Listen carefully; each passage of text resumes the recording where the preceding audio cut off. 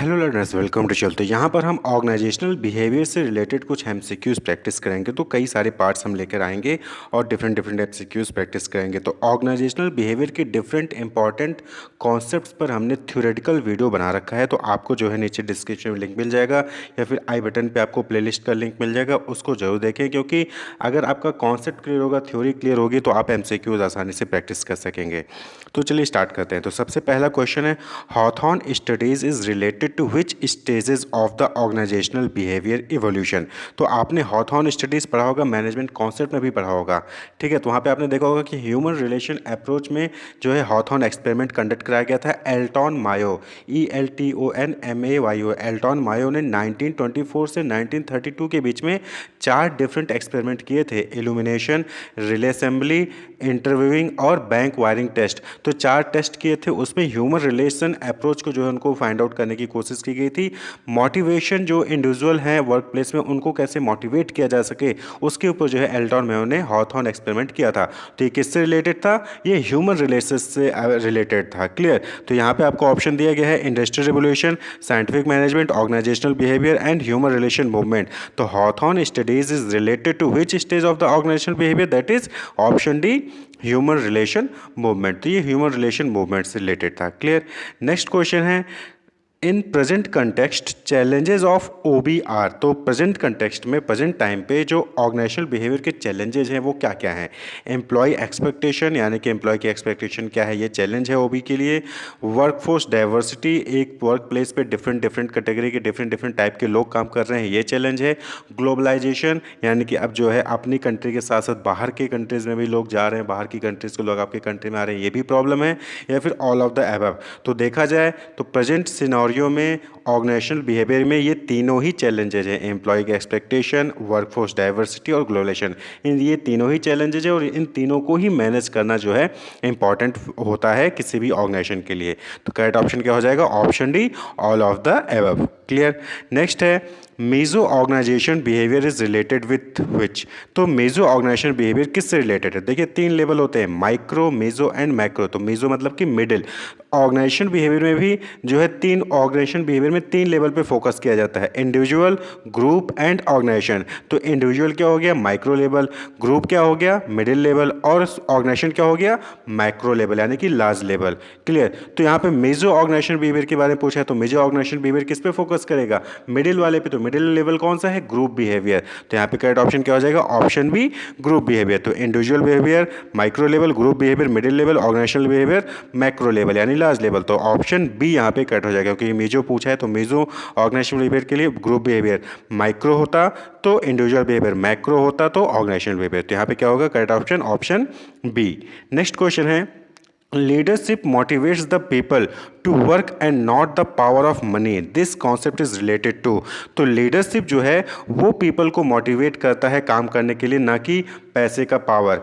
तो ये कॉन्सेप्ट किस मॉडल से रिलेटेड है? तो ऑर्गेनाइजेशन बिहेवियर में 4 इंपॉर्टेंट मॉडल हैं, ऑटोक्रेटिक, कस्टोडियल, सपोर्टिव और कॉलेजियल। तो OB मॉडल के ऊपर पूरा डिटेल वीडियो बना हुआ है, नीचे डिस्क्रिप्शन में प्लेलिस्ट मिलेगा, वहाँ पे आप उसको जरूर देखें। तो देखिए ऑटोक्रेटिक मॉडल में जो मेन कॉन्सेप्ट था वो था पावर से रिलेटेड, पावर यानी ऑटोनॉमी। कस्टोडियल मॉडल में इकोनॉमिक रिसोर्सेज यानी मनी से जो है वहाँ पे होता था।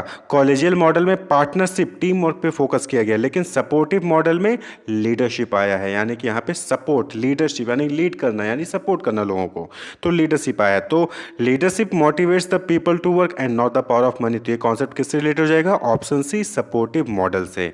क्लियर? तो यहाँ पे क्या होगा? Option C is the correct option. Autocratic में पावर, कस्टोडियल में इकोनॉमिक रिसोर्स यानी मनी, कॉलेजियल में पार्टनरशिप यानी टीम वर्क और सपोर्टिव में लीडरशिप यानी कि सपोर्ट होता है। ये आप याद रखेंगे। क्लियर? नेक्स्ट क्वेश्चन है, तो यहाँ पे ऑप्शन सी जो है वो करेक्ट ऑप्शन होगा। नेक्स्ट है, evaluating the individual on the basis of positive characteristics और कल्ट। तो देखिए आपने पर्सनैलिटी में, परसेप्शन में आपने ये जो है डिफरेंट एरर पढ़े होंगे, परसेप्चुअल एरर। तो वो भी इस पे भी, इन सभी पे भी वीडियो बना हुआ है, आपको डिस्क्रिप्शन में लिंक मिलेगा, वहाँ पे इसको देखें।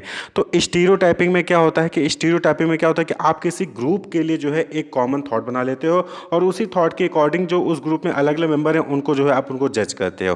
तो स्टीरियोटाइपिंग हो गया। ठीक है, judging a person on the basis of group he belongs और और शी बिलोंग्स, यानी कि आप किसी पर्सन को वो किस ग्रुप से बिलोंग करते हैं उसके बेसिस पे जज करते हो, तो इसको हम क्या कहते हैं, स्टीरियोटाइपिंग कहते हैं। वहीं पे हॉर्न इफेक्ट क्या होता है, हॉर्न इफेक्ट मतलब कि जब आप किसी पर्सन को उसके नेगेटिव इंप्रेशन के बेसिस पे जज करते हो, यानी कि कोई पर्सन आपको पहली बार मिला और उसने कोई नेगेटिव इंप्रेशन आपके ऊपर पड़ता है, तो अब आपको लगता है कि वो इंसान जो है गलती होगा, उसने पहली बार आपसे मिला, पहली कोई गलती कर दी, तो आपको लगेगा कि ये सिर्फ गलती ही करता होगा, ये अच्छा इंसान नहीं है। ठीक है, तो ये हॉर्न इफेक्ट होता है। प्रोजेक्शन में क्या होता है कि प्रोजेक्शन में आप ये कोशिश करते हो कि जैसा आप हो वैसा ही सामने वाला हो, तो अच्छा है, नहीं तो नहीं, बेकार है। यानी कि आपकी कैरेक्टरिस्टिक्स अगर उसके में मिल रही हैं तो आपको वो लगता है कि वो सही है, लेकिन आपकी कैरेक्टरिस्टिक्स उसमें नहीं मिले तो आपको लगता है कि वो गलत है, तो प्रोजेक्शन। लेकिन हेलो इफेक्ट में क्या होता है कि आपके सामने कोई पर्सन आता है और पहली बार में वो आपको अच्छा लगता है या उसकी कोई आदत हैबिट्स आपको अच्छी लग जाती है, कैरेक्टरिस्टिक्स अच्छी लगती है, तो उसके बेसिस पे आप क्या मानते हो कि वो ओवरऑल अच्छा ही होगा। क्लियर, यानी कि होता नहीं कि first impression is the last impression, तो वही चीज़ हेलो इफेक्ट में होता है कि पहला इंप्रेशन अगर आपका अच्छा पड़ गया तो ओवरऑल जो परसेप्शन है आपके दूसरे पर्सन के माइंड में वो आपके लिए अच्छा ही रहेगा, तो उसको हम कहते हैं हेलो इफेक्ट। ऐसा नहीं होता, बल्कि पहला इंप्रेशन अच्छा पड़ा इसका मतलब ये नहीं कि वो इंसान बहुत अच्छा हो गया, आप उसको हर लेवल पे जज करना चाहिए। तो हेलो इफेक्ट यहाँ पे क्या होता है कि evaluating the individual on the basis of positive characteristics, तो यहाँ पे क्या होता है कि हम उसके पॉजिटिव कैरेक्टरिस्टिक्स के बेसिस पे हम उसको जज करते हैं। क्लियर, तो ऑप्शन बी हो जाएगा यहाँ पे कैट ऑप्शन। नेक्स्ट क्वेश्चन है that is the field of organization behaviour is primarily concerned with, तो जो फील्ड है ऑर्गेनाइजेशन बिहेवियर का वो किससे कंसर्न रखता है। Option A the behaviour of individual and groups, option B how resource are effectively managed, या फिर option C control process and interactions between organisation external context, या फिर option D both A and C. तो देखिए ओबी में आप organisational behaviour पढ़ रहे हो, तो यहाँ पे तो पहला ऑप्शन ए जो है इंडिविजुअल और ग्रुप बिहेवियर, इनसे तो कंसर्न है ही OB. Clear, B how resource are effectively managed, यहाँ पे ओबी इसका काम नहीं है, ओबी का काम रिसोर्सेज कैसे मैनेज किए जा रहे हैं इसका ओबी में कोई लेना देना नहीं होता है, ये आपका प्रिंसिपल ऑफ मैनेजमेंट में आ जाता है। लेकिन C control process and interaction between organisation external context, तो ये क्या है, ये भी ओबी से है क्योंकि ऑर्गेनाइजेशन की बात हो रही है। क्लियर, तो यहाँ पे क्या हो जाएगा, option D both A and C, तो इस क्वेश्चन में correct option both A and C हो जाएगा। नेक्स्ट है which of the following form the basis for the autocratic model, तो अभी आपने जस्ट पीछे देखा तो यहाँ पे पूछा है कि कौन सा नीचे दिए ऑप्शन में से बेसिस है ऑटोक्रेटिक मॉडल के लिए, तो ऑटोक्रेटिक में क्या था, पावर, ऑटोनोमी, तो ओबीडियंस, अथॉरिटी, पावर या डिपेंडेंस ऑफ द बॉस, तो यहाँ पे करेक्ट ऑप्शन क्या हो जाएगा, option C power. Clear, autocratic model में। नेक्स्ट है which of the following is not correct for the organisational behaviour, तो चार ऑप्शन है, आपको बताना है कि ओबी के पॉइंट ऑफ व्यू से कौन सा करेक्ट नहीं है। तो which of the following is not correct for the organisation behaviour, तो ऑप्शन ए है organisational behaviour is an integral part of management, option B है organisational behaviour is a disciplinary approach, option C है organisational behaviour helps in analysis of behaviour, and option D है organisational behaviour is goal oriented. तो देखिए which one is not correct पूछा है, तो organisational behaviour is an integral part of management, ये correct है, integral part of management होता है, अगर आपको सही से मैनेज करना है तो ओबी पे आपको ध्यान देना पड़ेगा। Organisational behaviour helps in analysis of behaviour, OB में ऑर्गेनाइजेशनल बिहेवियर है, यानी कि ऑर्गेनाइजेशन में जो भी लोग हैं सभी इंडिविजुअल ग्रुप के जो है उनके बिहेवियर को एनालिसिस में हेल्प करता है। और वहीं पे organizational behaviour is goal oriented, but obviously होता है कि आप स्पेसिफिक गोल को अचीव करने के लिए ओबी का यूज़ करते हैं, लेकिन organizational behaviour is a disciplinary approach, ये जो है गलत स्टेटमेंट है। क्लियर, तो कौन सा करेक्ट नहीं है ओबी को लेकर, तो option B organizational behaviour is a disciplinary approach, ये करेक्ट नहीं है। नेक्स्ट है ओबी फोकसेस एट 3 लेवल्स, तो ओबी जो है 3 लेवल पे फोकस करता है, जैसे कि हमने पहले बताया था कि इसमें 3 लेवल पे जो है बिहेवियर को स्टडी किया जाता है, इंडिविजुअल लेवल पे, ग्रुप लेवल पे और ऑर्गेनाइजेशन लेवल पे। तो ओबी फोकसेस एट 3 लेवल्स, तो लेवल कौन से हैं, तो इंडिविजुअल, ग्रुप एंड ऑर्गेनाइजेशन, यानी कि ऑप्शन डी, आप यहाँ पे ऑप्शन डी देखेंगे तो इंडिविजुअल, ग्रुप्स एंड ऑर्गेनाइजेशन, ये 3 लेवल होते हैं जिसपे ओबी फोकस करता है। क्लियर, नेक्स्ट क्वेश्चन है high rate of dash increase cost and tend to place less experienced employ in job, तो आपने अगर ह्यूमन रिसोर्स मैनेजमेंट सब्जेक्ट पढ़ा तो उसमें आपने देखा होगा कि एम्प्लॉय टर्नओवर होता है। एम्प्लॉय टर्नओवर क्या होता है कि एम्प्लॉय आपके यहाँ से कितने लोग छोड़ के चले जा रहे हैं। एम्प्लॉय टर्नओवर, देखिए टर्नओवर का मतलब फाइनेंस में अलग होता है और एचआर में अलग होता है। एचआर में टर्नओवर का मतलब कि आपके यहाँ पे जो एम्प्लॉय थे वो छोड़ के कितने लोग चले जा रहे हैं। तो अगर हाई रेट होगा एम्प्लॉय टर्नओवर का तो कॉस्ट भी क्या होगा, इंक्रीज होगा, क्योंकि रिक्रूटमेंट करना होगा, फिर सिलेक्शन करना होगा, फिर ट्रेनिंग देना होगा, उनका डेवलपमेंट पे पैसा खर्च करना होगा। तो इससे क्या होता है कि आपके यहाँ पे पहली बात तो एक तो लेस एक्सपीरियंस पीपल रह जाएंगे क्योंकि नई नई भर्तियाँ होंगी, और जो हाई एक्सपीरियंस होंगे वो चले जाएंगे आपके यहाँ से, और प्लस कॉस्ट भी इनकर्ड होगी। तो यहाँ पे क्या हो जाएगा correct option, option C employ turnover. High rate of employ turnover increase cost and tend to place less experienced employ in job. Clear. Next है dash advocated that human are essentially motivated by level of need. तो किसने advocate किया, यानी कि किसने कहा कि humans जो होते हैं वो लेवल ऑफ नीड्स द्वारा जो है मोटिवेट होते हैं? अब्राहम मैस्लो यानी ए मैस्लो ने, बी फॉलेट ने, एल्टॉन मायो ने, या फिर इवान पेवलोव ने। तो यहाँ पे करेक्ट ऑप्शन क्या होगा? आपने मैस्लोज नीड हायरार्की थ्योरी पढ़ी होगी। तो मैस्लोज नीड हायरार्की थ्योरी किसने दी थी? अब्राहम मैस्लो ने। ऑप्शन ए मैस्लो यहाँ पे जो करेक्ट ऑप्शन होगा। तो A Maslow advocated that humans are essentially motivated by level of need. वहीं पे जो एल्टॉन मायो थे, अभी आपने पीछे देखा ह्यूमन रिलेशन अप्रोच वाला हॉथॉर्न एक्सपेरिमेंट किया था। इवान पेवलोव ये जो है क्लासिकल कंडीशनिंग के लिए जाने जाते हैं। क्लियर। तो यहाँ पे करेक्ट ऑप्शन क्या हो जाएगा? Option A Maslow. नेक्स्ट है dash is recognized as father of human relation. तो किसको हम फादर ऑफ ह्यूमन रिलेशन के नाम से जानते हैं? तो अभी आपने देखा कि ह्यूमन रिलेशन अप्रोच में हॉथॉर्न एक्सपेरिमेंट कंडक्ट किया था किसने? एल्टॉन मायो ने। इनका पूरा नाम है जॉर्ज एल्टॉन मायो। क्लियर। तो ये एक सोशियोलॉजिस्ट थे। तो ऑप्शन डी जो है वो करेक्ट ऑप्शन रहेगा यहाँ पे। Elton Mayo is recognized as the father of human relations. Clear. Next है the book of the psychology of management was published by. तो जो साइकोलॉजी ऑफ मैनेजमेंट है ये बुक किसने पब्लिश किया था? विलियम गिलबर्ट ने, हेनरी फेयोल ने, एफ.डब्ल्यू. टेलर ने, फिर रॉबर्ट ऑन ने। तो यहाँ पे करेक्ट ऑप्शन है that is option A William Gilbert. तो ये आपको मेमोरी बेस्ड क्वेश्चन आपको याद ही करना होगा कि साइकोलॉजी ऑफ मैनेजमेंट जो बुक है वो उसको किसने पब्लिश किया था? विलियम गिलबर्ट ने। क्लियर। तो ऑप्शन ए जो है करेक्ट ऑप्शन है। नेक्स्ट है a manager is with good dash can make the work place more pleasant. यानी कि एक मैनेजर को अगर किसी वर्क प्लेस को मोर प्लेजेंट बनाना है, ठीक है, तो उसको क्या होना चाहिए? उसके पास क्या होना चाहिए? गुड कम्युनिकेशन होना चाहिए, गुड नॉलेज होना चाहिए, गुड एक्सपीरियंस होना चाहिए, या फिर ऑप्शन डी है इंटरपर्सनल स्किल होना चाहिए।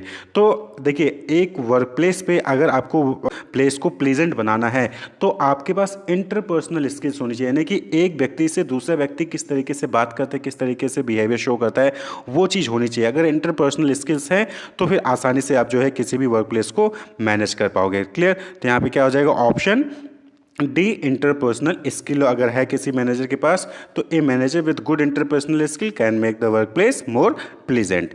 नेक्स्ट है the most significant management skills are. तो आपने जो है प्रिंसिपल ऑफ मैनेजमेंट सब्जेक्ट में पढ़ा होगा कि क्या है मोस्ट सिग्निफिकेंट मैनेजमेंट स्किल्स, यानी कि किसी एम्प्लॉय के अंदर क्या स्किल्स होनी चाहिए? तो that is technical, human and conceptual. ये 3 स्किल इंपॉर्टेंट स्किल्स होते हैं, इसको हम मैनेजमेंट स्किल्स कहते हैं।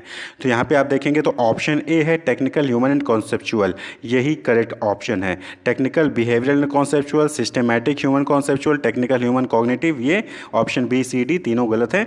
ऑप्शन ए जो है वो करेक्ट ऑप्शन है technical, human and conceptual. Next है the 3 theoretical framework of OBR।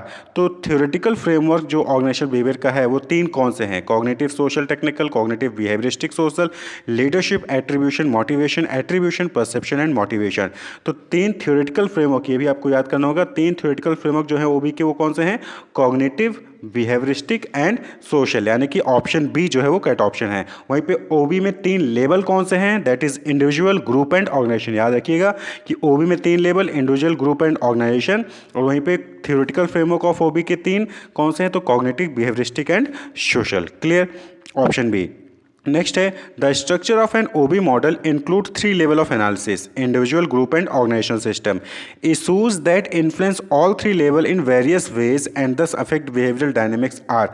तो यहाँ पे आपको ये बताना है कि जो स्ट्रक्चर है ओबी मॉडल का उसमें 3 लेवल पे एनालिसिस किया जाता है, इंडिविजुअल, ग्रुप और ऑर्गेनाइजेशन सिस्टम पे, ऑर्गेनाइजेशन लेवल पे। तो आपको यहाँ पे ये बताना है कि वो कौन सा इशू है जिसकी वजह से तीनों लेवल यानी कि इंडिविजुअल, ग्रुप और ऑर्गेनाइजेशन सिस्टम जो है वो इन्फ्लुएंस होता है। चेंज एंड स्ट्रेस की वजह से, ऑर्गेनाइजेशनल कल्चर एंड कमिटमेंट की वजह से, पावर एंड पॉलिटिक्स की वजह से, या फिर वर्क डिजाइन एंड टेक्नोलॉजी की वजह से। तो इंडिविजुअल हो, चाहे ग्रुप हो, चाहे ऑर्गेनाइजेशन हो, जब भी कोई चेंज होता है या फिर कोई स्ट्रेस होता है तो इसकी वजह से ये तीनों ही इन्फ्लुएंस होते हैं। तो ऑप्शन ए जो है वो करेक्ट ऑप्शन है, चेंज एंड स्ट्रेस की वजह से। ऑर्गेनाइजेशनल कल्चर और कमिटमेंट है तो इससे कोई दिक्कत नहीं है, इससे कोई इन्फ्लुएंस नहीं होगा। पावर और पॉलिटिक्स है तो यहाँ पे भी उतना ज़्यादा इन्फ्लुएंस नहीं होता, लेकिन वर्क डिज़ाइन एंड टेक्नोलॉजी है उसका भी कोई आपको इन्फ्लुएंस नहीं होगा। भाई सही से वर्क डिज़ाइन है, सही से टेक्नोलॉजी यूज़ कर रहे हैं तो इसका इन्फ्लुएंस थोड़ी होता है। लेकिन हाँ, चेंज और स्ट्रेस ये दोनों नेगेटिवली इन्फ्लुएंस करते हैं किसको, इंडिविजुअल, ग्रुप और ऑर्गेनाइजेशनल सिस्टम को, तीनों को। क्लियर, तो option A is the correct option. Next है which of the following is not a contributing discipline of OB. तो नीचे 4 ऑप्शन दिए हैं, anthropology, psychology, physiology and sociology. तो कौन सा ओबी में कंट्रीब्यूट नहीं करता है?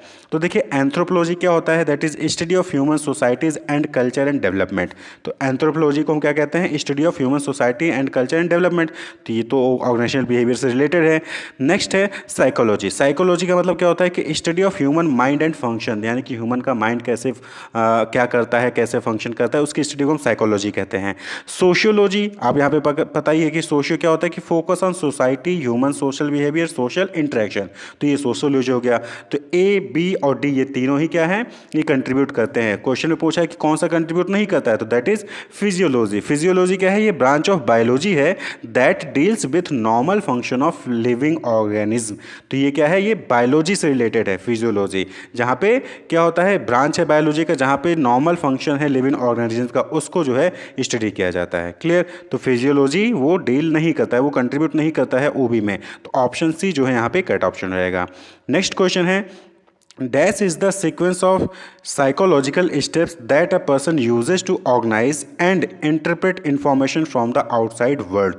तो आपने जो है अगर परसेप्शन वाला वीडियो देखा है तो आपको पता होगा, वहाँ पे डेफिनेशन मिल जाएगी कि परसेप्चुअल प्रोसेस होता है जहाँ पर सीक्वेंस होता है, स्टेप्स होते हैं, प्रोसेस होता है जहाँ पर जो है पर्सन ऑर्गेनाइज करता है और इंफॉर्मेशन को इंटरप्रेट करता है आउटसाइड वर्ल्ड से। तो उसको क्या कहते हैं, परसेप्चुअल प्रोसेस, यानी कि ऑप्शन ए जो है वो करेक्ट ऑप्शन रहेगा। तो perceptual process is the sequence of psychological steps that a person uses to organize and interpret information from the outside world। Clear, perception है ना, तो परसेप्शन यानी कि बाहर की चीज़ों को देख के आप कैसे चीज़ों को ऑर्गेनाइज करते हो, क्या समझते हो, उसी को परसेप्शन कहते हैं। तो उसमें जो भी स्टेप्स होते हैं, जो प्रोसेस होता है, उसी को हम परसेप्चुअल प्रोसेस कहते हैं। नेक्स्ट है which of the following is not a step in perceptual process. तो नीचे के ऑप्शन में से बताना है कि कौन सा परसेप्चुअल प्रोसेस का स्टेप नहीं है। तो नॉर्मली आप देखते होंगे कि selection, organization and interpretation. Normally जो परसेप्शन प्रोसेस होता है इसमें 3 इंपॉर्टेंट स्टेप होते हैं, सिलेक्शन, ऑर्गेनाइजेशन एंड इंटरप्रिटेशन। आप सिलेक्शन किसका करोगे, ऑब्जेक्ट का करोगे, ठीक है, ऑब्जेक्ट को तो सेलेक्ट करोगे, तो ऑब्जेक्ट हो गया, सिलेक्शन हो गया, और रिस्पॉन्स यानी कि जो आपने इंटरप्रेट किया उसके हिसाब से जो आपने रिस्पॉन्स दिए वो भी जो है परसेप्चुअल प्रोसेस का पार्ट हो गया। लेकिन परसेप्शन, ये परसेप्शन कॉन्सेप्ट है, ये पार्ट नहीं है, ये परसेप्चुअल प्रोसेस का स्टेप नहीं है। परसेप्शन क्या है, कॉन्सेप्ट है, ये तो खुद ही एक कॉन्सेप्ट है, टॉपिक है। तो ऑप्शन सी जो है वो करेक्ट ऑप्शन रहेगा। ऑब्जेक्ट, सिलेक्शन और रिस्पॉन्स ये तीनों ही परसेप्चुअल प्रोसेस के स्टेप हैं, लेकिन परसेप्शन ये जो है स्टेप नहीं होता।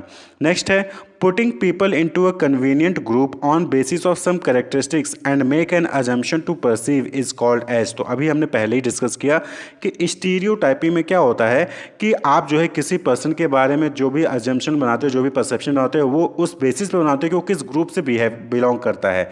क्लियर, यानी कि अगर आपको लगता है कि अच्छा ये इस कॉलेज से पढ़ता है, तो आपका उस कॉलेज के लिए जो भी नज़रिया होगा उसके अकॉर्डिंग आप उस पर्सन को जज करोगे। कोई जो है दूसरे कॉलेज में पढ़ता है तो उस कॉलेज के लिए जो भी आपका नज़रिया होगा, जो भी परसेप्शन होगा, उसके अकॉर्डिंग उसको आप जज करोगे। तो दैट इज कॉल्ड स्टीरियोटाइपिंग। यहाँ पे भी क्या है, putting people into convenient group on the basis of some characteristics, यानी कि किसी कैरेक्टरिस्टिक्स के बेसिस पे आपने किसी पर्सन को किसी ग्रुप में रिलेट कर दिया एंड फिर उसके बाद उसके ऊपर अजेंशन बनाते हो, तो आप क्या करते हो, ये स्टीरियोटाइपिंग कर रहे हो। ऑप्शन ए जो है वो करेक्ट ऑप्शन हो जाएगा। नेक्स्ट क्वेश्चन है at the norming stage the team is involved in defining. तो नॉर्मिंग स्टेज में क्या होता है, जो टीम होती है वो नॉर्मिंग स्टेज में क्या कर रही होती है। तो देखिए आपने ग्रुप फॉर्मेशन के स्टेजेस पढ़े होंगे, वीडियो बना हुआ है, आपको डिस्क्रिप्शन लिंक मिलेगा। तो forming, storming, norming, performing and एडजर्निंग, ये 5 इंपॉर्टेंट स्टेप होते हैं ग्रुप फॉर्मेशन में। Forming, storming, norming, performing, एडजर्निंग। तो नॉर्मिंग स्टेज में जो ग्रुप होता है, जो टीम होता है, वो क्या करती है, वो गोल को डिफाइन करने पे लगती है कि गोल क्या है और उसको जो है परफॉर्म करके अचीव करने की कोशिश करती है। तो नॉर्मिंग में नॉर्मलाइज हो रहा होता है। नॉर्मिंग स्टेज में क्या होती है कि ग्रुप जो है वो आपस में लड़ बढ़ के जो है फिर नॉर्मलाइज हो रही होती है और फिर वो गोल पे टारगेट करती है। तो ऑप्शन ए जी करेक्ट ऑप्शन। नेक्स्ट क्वेश्चन है the philosophy that guides an organizations policies towards its employ and customers is an important part of, तो उस फिलॉसफी को हम क्या कहते हैं? मैनेजमेंट स्ट्रेटजी, ऑर्गेनाइजेशन बिहेवियर, या ऑर्गेनाइजेशन कल्चर, या फिर organization development.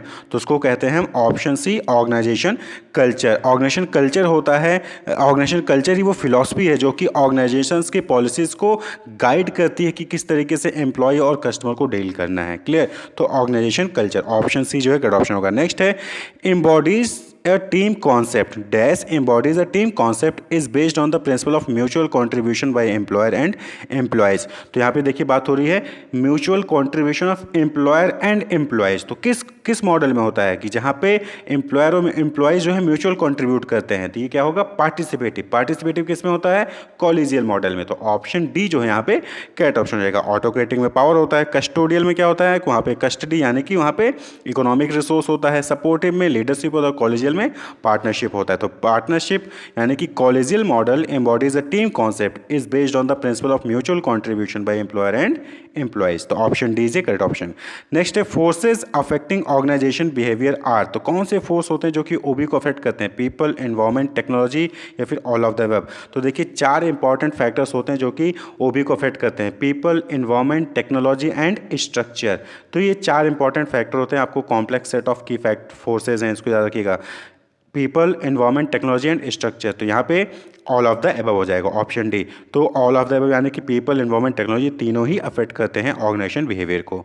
The study of organization behaviour has certain basic assumptions they are. तो जो ओबी की स्टडी होती है उसमें कुछ अजम्पशंस होते हैं, तो वो कौन से अजम्पशंस हैं? ऑप्शन ए है an industrial enterprise is an organization of people. Option B these people must be motivated to work effectively. Option C the goal of the employee and the employer may not necessarily coincide. And option D all of the above.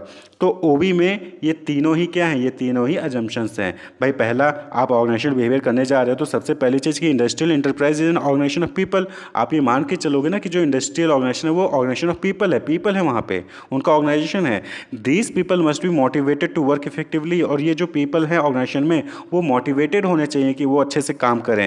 And the goal of the employee and the employer may not necessarily coincide, यानी कि जो गोल है people का और किसका? Employer का। जरूरी नहीं है कि वो एक ही हो, सबका गोल अलग अलग हो सकता है। क्लियर? ये तीनों ही अजम्पशन है और यहाँ पे क्या हो जाएगा? Option D all of the above.